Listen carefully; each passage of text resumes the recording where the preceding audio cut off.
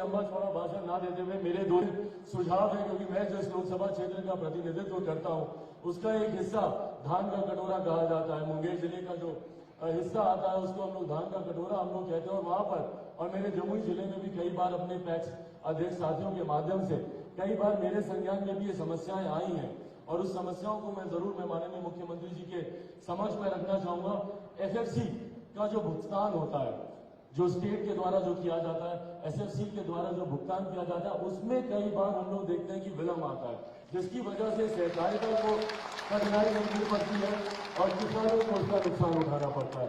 तो ये आग्रह मैं जरूर करूंगा माननीय मुख्यमंत्री जी से कि जल्द से जल्द इस व्यवस्था में हम लोग उसमें मिलकर हम लोग को जो सुधार करने की जरूरत हो उस दिशा में हम लोग को कदम उठाने चाहिए ताकि भुगतान समय पर हो।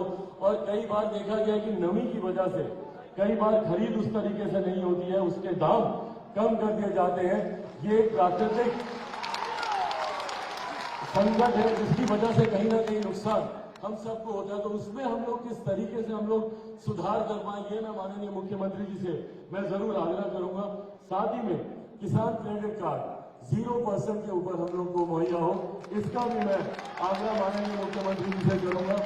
किसान ताकि जाए निसंकोच होकर खरीद कर सके। कई बार हम लोग देखते हैं कई प्राकृतिक आपदा होती है, व्यक्तिगत भी कई बार संकट आता है, किसान नहीं सक्षम हो पाता है जाकर खरीद करने के लिए या अपने चीजों को उस तरीके से आगे बढ़ाने के लिए। उसमें अगर हम लोग को एक किसान क्रेडिट कार्ड का अगर हम लोग को सहयोग मिले तो मुझे लगता है उसमें न सिर्फ सहकारिता को भी हम लोग को भी बल मिलेगा, बल्कि किसानों की आय को दुगना करने का जो हमारा लक्ष्य है, ताकि किसान निडर होकर निसंकोच होकर अपनी लागत पर पूरा ध्यान दे सके।